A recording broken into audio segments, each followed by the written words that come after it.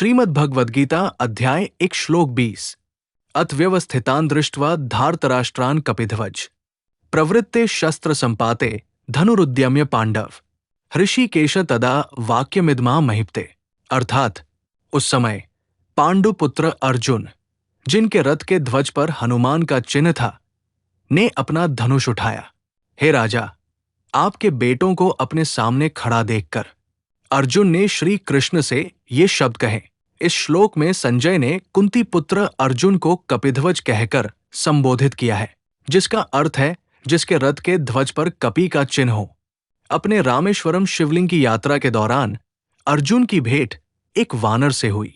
राम सेतु को निहारते हुए अर्जुन ने उस वानर से कहा कि भगवान राम ने वानरों से राम सेतु क्यों बनवाया? वे खुद भगवान थे। वे अपने बाणों से भी तो ये सेतु बना सकते थे। यदि मैं होता तो अपने तीरों से ये सेतु कुछ ही समय में बना लेता। उस वानर ने प्रतिक्रिया देते हुए अर्जुन से कहा, तुम्हारे बाणों का सेतु तो मेरे चलने से ही टूट जाए, तो इतनी विशाल सेना कैसे उस पर चल पाती? अर्जुन को अत्यंत क्रोध आया और उसने उस वानर से शर्त लगाई कि मैं अभी अपने तीरों से सेतु बनाऊंगा और तुम उस पर चलोगे। और अर्जुन ने अपने तीरों से एक सेतु खड़ा कर दिया। परंतु वो ये नहीं जानता था कि जिस वानर को वो तुच्छ समझ रहा है, वो तो साक्षात पवनपुत्र हनुमान थे।